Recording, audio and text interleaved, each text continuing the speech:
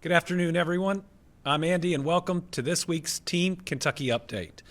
Today, we're going to start with great news on our progress to provide safe medical cannabis to eligible Kentuckians. As of this morning, safe, regulated medical cannabis is available in Lexington, Kentucky. As you might recall, on January 1st, 2025, medical cannabis was made legal in the Commonwealth of Kentucky.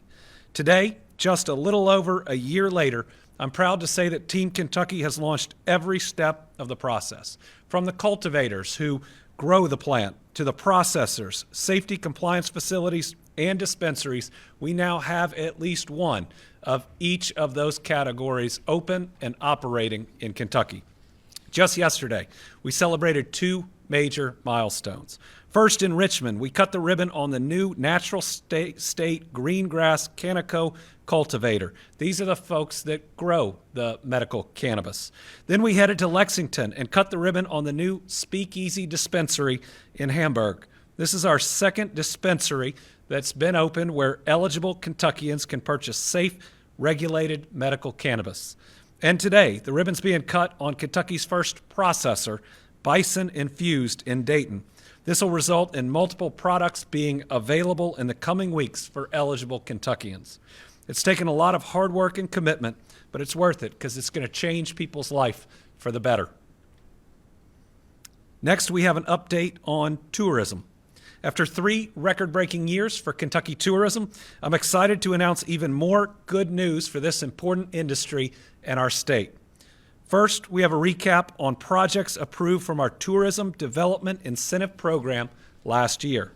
This program, which allows eligible projects to recover up to 25% of approved development costs, sparks investment in Kentucky's tourism industry. It helps grow our booming economy, and it delivers jobs for our people. Last year, we announced 5 new projects across Kentucky. These generated an estimate $118 million of investment to our state, and once they are complete, they'll create 298 new jobs. These projects included a $58.5 million modernization of the Hyatt Regency Lexington in Fayette County. They're going to add about 15 jobs in that facility. It included a $27.5 million investment in the expansion of Kentucky Kingdom in Louisville. That's our state's largest amusement park, which is projected to create an additional 105 jobs. It includes an $18.3 million investment to create Malibu Jack's indoor theme park in Davis County, which is expected to create 125 new jobs. An $8 million investment to create the Crown Plaza Hotel in Warren County, expected to create 30 jobs. And a $5.5 million investment to develop the Grand Nicholson Event Center in Kenton County, which is projected to create 23 jobs. These projects are bringing opportunities to Kentuckians and visitors alike, and I know they'll benefit our communities and our entire state. Next, I'm excited to share progress and investments happening in our Kentucky state parks. Through the last budget, we had some real record investment in our state parks in improving them. Some of the first renovations to lodges in decades. I'm really excited on the experience that we're going to be able to deliver to people who travel to Kentucky in our state parks, or to Kentuckians who spend their vacation time at our state parks. So next month, Barren River Lake State Resort Park will undergo a $9.5 million renovation to enhance the visitors' experience and attract new travelers. The investments will include renovating lodge rooms, the restaurant, the lobby, meeting spaces, and the park's HVAC system. We have a video that has some more details on the renovation. Hey Kentucky, we've got some good news about Barren River Lake State Resort Park. The park is getting a $9.5 million upgrade to make your visit even better. That means new and improved lodge rooms, floor, updated bathrooms, and mini fridges. The restaurant, lobby, and meeting rooms are getting a makeover too. We're also upgrading things behind the scenes like the heating and cooling systems so your stay will be more comfortable year-round. The renovation will temporarily close all lodge rooms beginning in February, with the new and improved rooms expected to reopen in the fall. These renovations build on the New Kentucky Home Initiative, enhancing the visitor experience and attracting new people to the Commonwealth to live, work, and play. Follow us for more good news.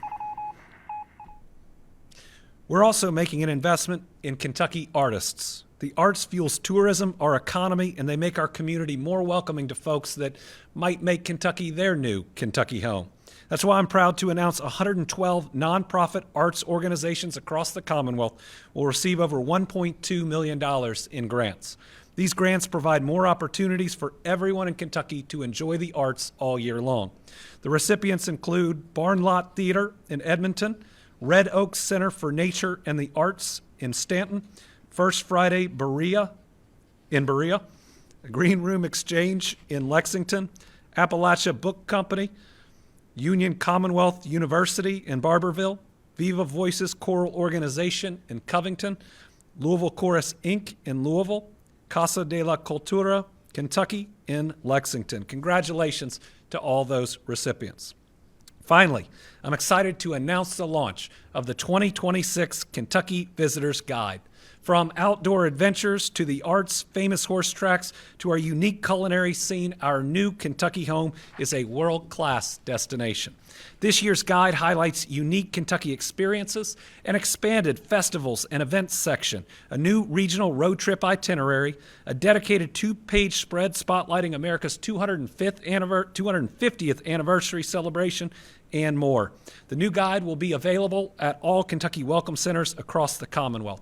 Folks can also request a free copy or view an interactive version at KentuckyTourism.com.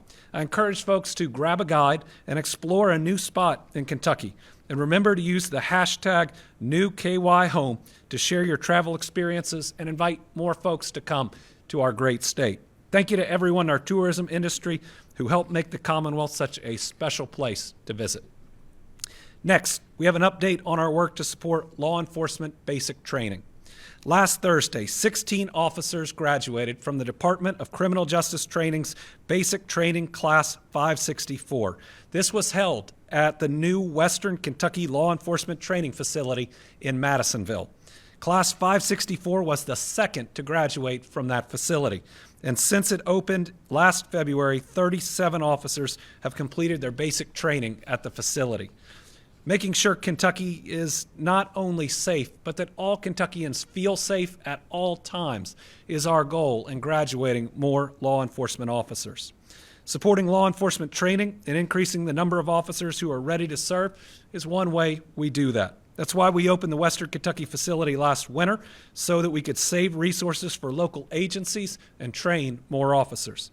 We're building on that work as we prepare to build a standalone, state-of-the-art, multi-purpose training facility in Madisonville. The General Assembly previously provided $50 million for this project, but to make it a reality and to keep Kentucky a national leader in law enforcement training, we need to do more. That's why I requested $64.8 million in my final budget proposal to get this project fully complete. We also have more officers graduating out of our Richmond location later today, with 29 officers completing their basic training. On behalf of Team Kentucky, congratulations to these new officers, and thank you for looking out for our safety. Next, we've got an update on a cold case arrest from 1991. Every day we work to obtain justice and peace for victims of crime and their families. One way we're doing this is through the work of the Office of the State Medical Examiner. The medical examiner plays a vital role in the investigative process. The office provides law enforcement with forensic evidence used to identify and prosecute subjects. Because of the nearly 3,000 examinations the court conducts each year, Kentucky's safer and more families get the closure that they deserve. We saw this last week, thanks to the collaborative efforts of the State Medical Examiner's Office and the Kentucky State Police. Their work led to an arrest in the 3-decade-old cold case out of Madison County. In 1991, an unidentified baby was found dead at a landfill in Madison County. Following an investigation, the State Medical Examiner's Office found that the baby was born healthy before being placed in a dumpster at Eastern Kentucky University. Despite investigative efforts, the case went cold, but the medical examiner, along with KSP detectives in the forensic lab, did not give up. Thanks to the Office of the State Medical Examiner, the Kentucky State Police, and other law enforcement agencies, justice is being served. Last week, these agencies identified a person of interest living in Virginia, and the suspect was arrested and lodged in a Kentucky jail right here in Kentucky. Today, we have a video from the Chief Medical Examiner, Dr. Ralston, discussing this case. Thank you, Governor Beshear, for taking the time to recognize the important work of the Office of the State Medical Examiner and forensic investigators across the Commonwealth. I know how much work goes into cases like this. The autopsy is just one piece of the puzzle, identifying injuries and disease, determining the cause of death, and recovering and securing evidence. But often, much more is needed. Death investigation is truly a team effort, which is why I am proud to work with Kentucky State Police investigators, the Crime Lab, other local law enforcement investigators, and coroners across the Commonwealth. I know the job is going to get done. Cases like this one are always in the back of my mind, but I know one day justice will be served. Advances in forensic pathology, investigative techniques, and forensic laboratory science, such as DNA technology, allow us to better serve Kentucky and find answers in cold cases like this. Thanks to the teamwork between our office, the Kentucky State Police, and local law enforcement, we were able to secure justice for this infant and for the Madison County community who were invested in this case and were hoping for an outcome like the one we got. Justice and closure are our purpose and are behind everything my office does. Together, we support Kentucky families in tough times and support Kentuckians when they need it most. We are proud to serve and will continue to work each day in the name of a safer, new Kentucky home. Thank you. Thank you to Dr. Ralston and the Kentucky State Police.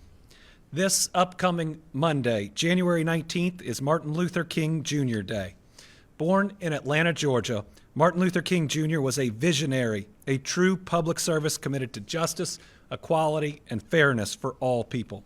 He led the March on Washington, was instrumental in the passage of the Civil Rights Act and the Voting Rights Act. He was awarded the Nobel Peace Prize in 1964, and he even led the March on Frankfurt right here 62 years ago with Jackie Robinson. After a year of division and unimaginable challenges, it's so important that we remember the legacy of Dr. Martin Luther King Jr. and reflect on his impact. I believe it's our job to never stop standing up for what's right, especially when others are intent on spreading hate. We can't beat hate with more hate. We can't beat cruelty with anything other than humanity. We win by lifting others up and showing love and acceptance every day. To do that, we must end the racial injustice that continues to hurt our people and holds our society back from its full potential. Dr. King said that when one commits themselves to the noble struggle for equal rights, they make themselves a better person. They make a greater nation of their country and a finer world to live in, and there is no more important mission than that. I know I'll never be able to feel the ever-present weight of racism, of inequality, and injustice. But I am committed to listening, hearing, learning, and taking action. I've been proud to work with folks across Kentucky to move our Commonwealth forward. It's why I work to restore voting rights for what is now nearly 200,000 people, those that had had their voices silenced but are now able to be heard again because there is power in second chances. At the state level, I made Juneteenth an executive branch holiday because every Kentuckian should know that their government recognizes this important day in our history. It's also why I signed an order based on the Crown Act, which prohibits discrimination against state workers because of hairstyles historically associated with race. We removed the statue of Jefferson Davis from our state capitol because a glaring symbol of bigotry and division doesn't belong in any rotunda anywhere in this country.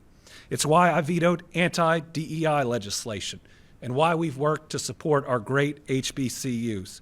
In 2021, I signed legislation to support our two HBCUs. This helped students attending Simmons and Kentucky State University receive tuition grants, and it encouraged collaboration between the two schools to help more students attend.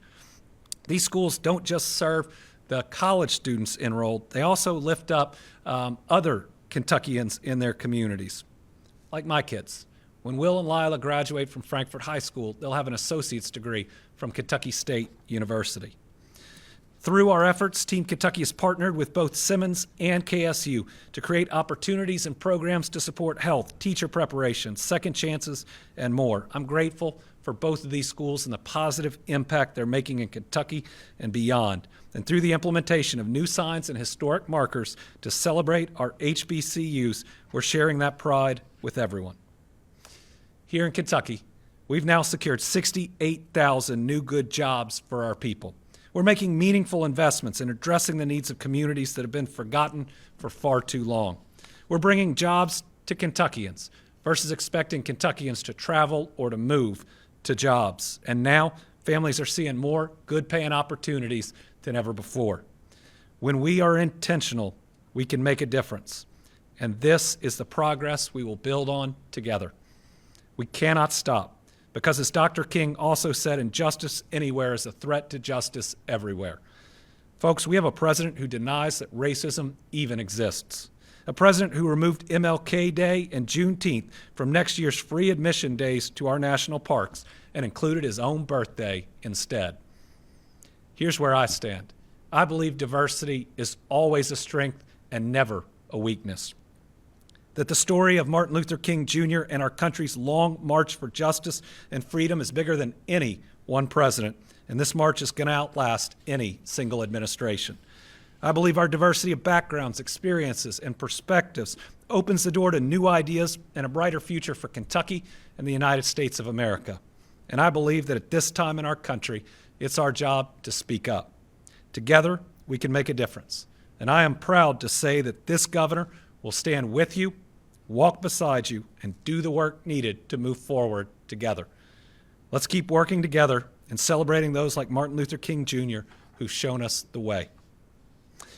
Next, we have Dr. Stack with us to share this month's goal for our Healthy Kentucky Home.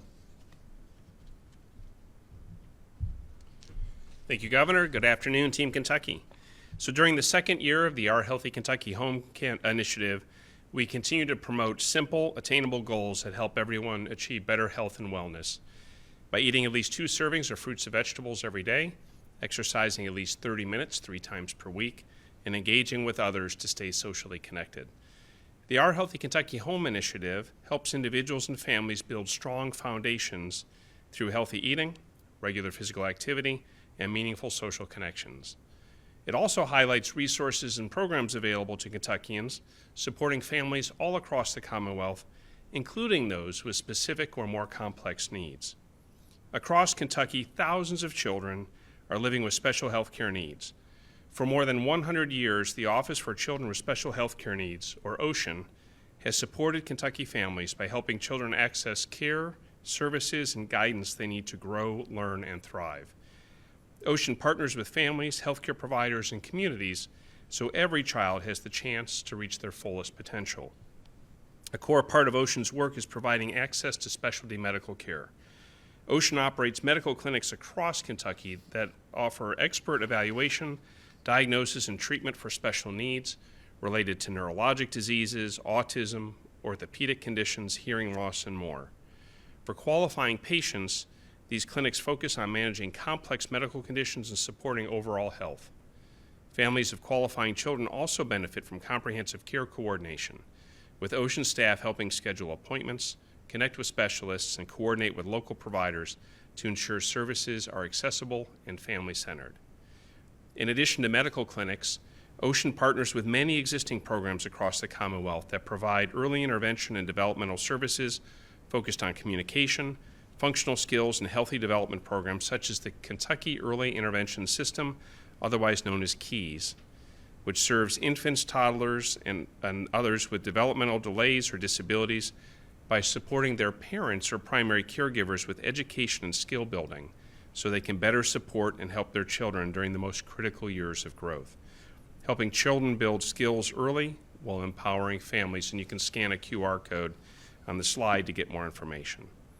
OSHN also operates the Kentucky Early Hearing Detection and Intervention Program, otherwise known as EDI, which ensures newborns receive hearing screenings, timely follow-up testing, and early intervention services when needed. By identifying hearing concerns early, EDI helps identify children It helps children develop language and communication skills and supports families from the very beginning of their child's journey. If you have a child you think may benefit from the programs Ocean has to offer, please call 1-800-232-1160 to speak to an Ocean staff member today. Helping children grow into confident, independent adults is a key part of Ocean's purpose. Through Ocean's Family to Family Health Information Center, parents and caregivers are connected with trained advisors who have lived experience and can offer guidance, emotional support, and help accessing vital resources that support Ocean patients from childhood through adulthood. This includes connections to partners such as the Kentucky Commission on the Deaf and Hard of Hearing that supports access to education, advocacy, and community resources for individuals who are deaf or hard of hearing throughout every stage of life. To learn more, please visit the Commission's website at www.kcdhh.ky.gov. To learn more about the Office for Children with Special Health Care Needs, the Kentucky Commission on the Deaf and Hard of Hearing, or more about the Our Healthy Kentucky Home Initiative, please visit our website at ourhealthykyhome.ky.gov and join us on this journey as we work together to help every Kentuckian achieve better health and reach their full potential. Governor?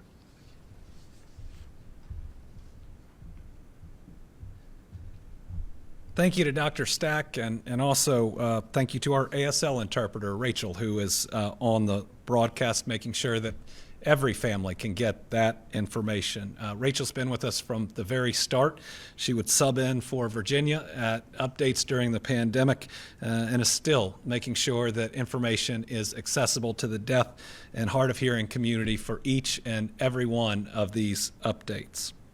Finally, I'm proud to share that our investment in tourism are paying off and that folks are taking notice of our new Kentucky home. Any Kentuckian can tell you about the warmth and kindness of our people, but now the rest of the world knows a little more about it too. This week, Condé Nast Traveler's Reader's Choice Awards announced Lexington was voted the #1 most tourist-friendly city in the U.S. The city was also recognized as the 6th best food city in the U.S. and ranked 8th best small city in the U.S. These are incredible accomplishments, and I want to congratulate the City of Lexington and Visit Lex. I'd also like to thank the people of Lexington because it wouldn't have earned this award without you. Also this week, Louisville was recognized by Movie Maker magazine as one of the best places to live and work as a movie maker. Our film industry is full of creative, hardworking Kentuckians, and Team Kentucky has been supporting this effort through our film office, which is making progress daily. I'm proud to see these efforts recognized as we work together to ensure more film opportunities come to Kentucky. These efforts create jobs, boost our economy, and promote our new Kentucky home as a destination to visit, work, and live. So this week, I'm naming Lexington's tourism community, everybody who lives in Lexington, Louisville, and our film industry as this week's Team Kentucky All-Stars. Kentucky, we are no longer a flyover state. We are a destination. Even the travel magazines say so. Keep up the good work. All right, with that, we'll open it up to our journalists, 2 in studio, 4 on the line. We'll start with Carolina. Governor, we're seeing bills that would make changes to the driver's licensing process. The one in the Senate, which would bring renewals and duplicates back to local communities. It appears to have quite a bit of momentum. Would you support these changes? Do you have any concerns about them? So we're reviewing that Senate bill right now, and I think may even have a counter proposal to send back to the sponsor. We are where we're at in driver's licensing because about 6 years ago, as the first deadline for Real ID was coming online, the circuit clerk said they no longer wanted to do it. And so the General Assembly passed a law, this was their move, that said, Transportation Cabinet, you're going to take this over. We spent 6 years building out something from scratch, trying to create as many regional offices as we can. In the meantime, 3 things happened that have increased the number of people coming in person to the offices. The first and largest is the new vision screenings you have to have. That has dramatically increased the number of people coming in person versus online. The second was the 15-year-olds being able to get their permits because it took place immediately, and so that added another influx. And the third was the federal government will actually enforce their Real ID deadline, which sent more people there. We think we've now gotten through that press of folks, that additional volume. Wait times are way down. Satisfaction is going up. My concern about changing the system is everybody else is going to have to start from scratch now and go through possibly those 6 years of the learning curve.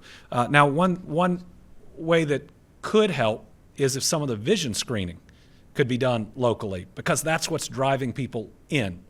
People who used to just renew online, if they can do the vision screening in their own community and then go online, that could resolve a whole lot of it as well. So happy to work with legislators on it, but I want to make sure that we don't just scrap a system that we've worked 6 years to build and then start a new system from scratch, because I think we'll have the same problems and concerns.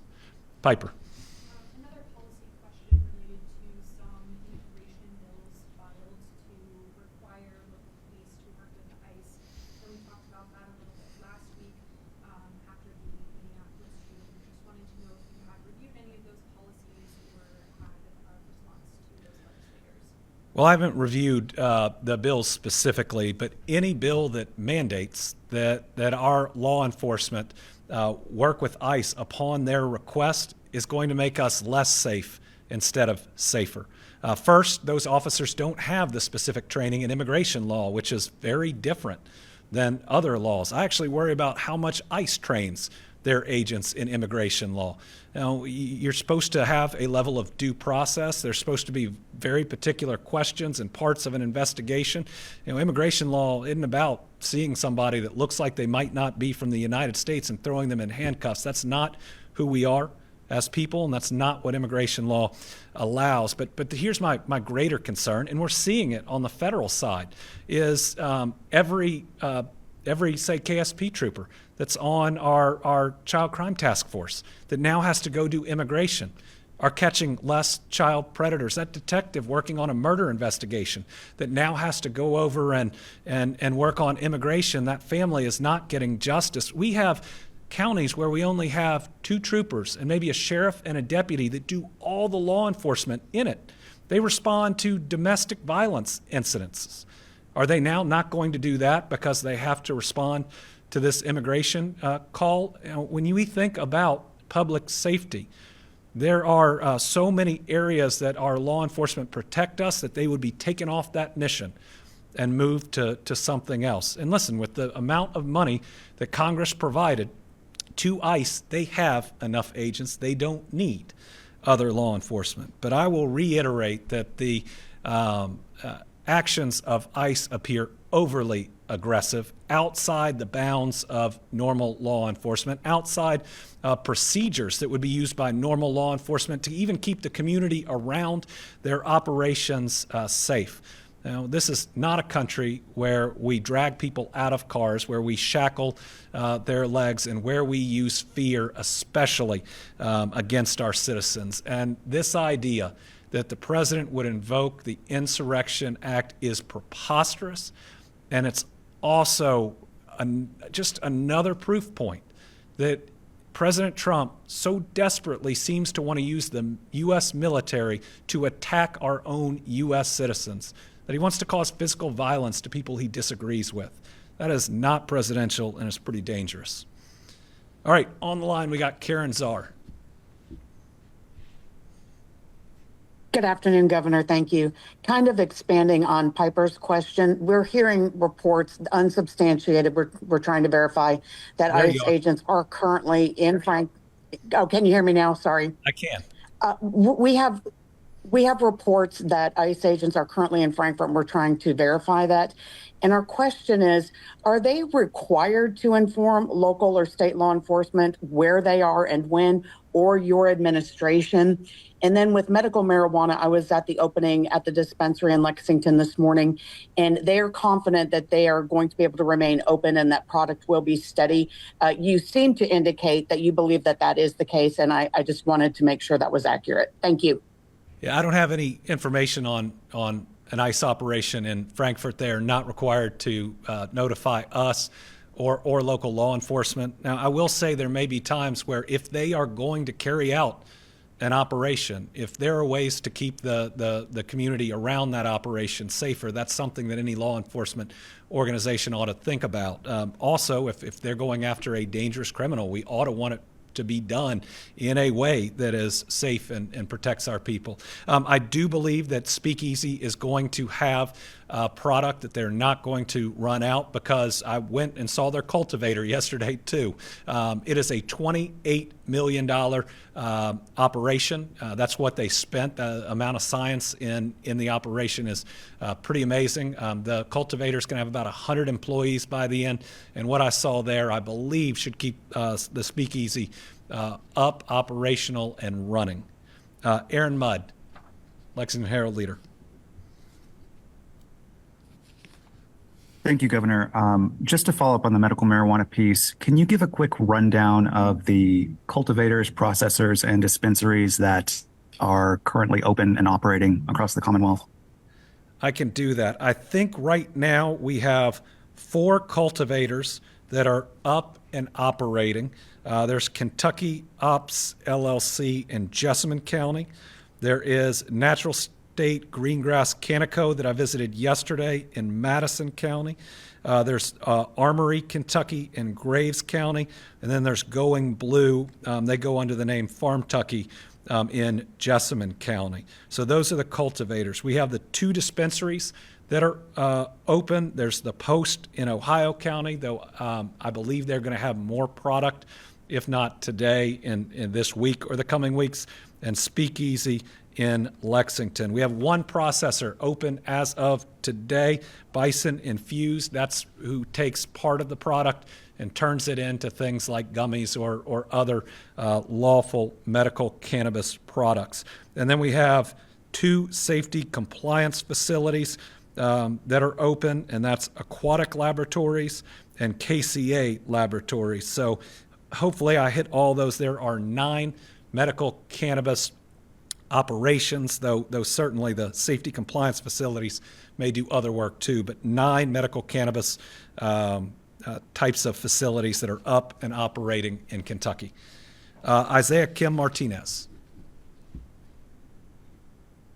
Thank you, Governor. I just had a quick question about JCPS. I don't know how closely you've been following their budget situation, but obviously biggest public school district in the state. You've talked a lot about public education. They're facing a pretty massive budget shortfall, and they're basically trying to figure it out. There's been some chatter in the legislature about potential oversight into financial decisions both their board and Fayette County's board makes. What's your take on the JCPS financial situation, and does oversight need to happen to some degree? Well, oversight is typically conducted by KDE and or different audits that can occur. But oversight and transparency is always a good thing. Now, the legislature, under the law, only exists when they're in session. But they certainly can have committee meetings where they call and the superintendent can walk through it. But generally, having the information out there about what causes a shortfall and what the ways to address it are, those are all good things. Sam Neff from Spectrum with our last question.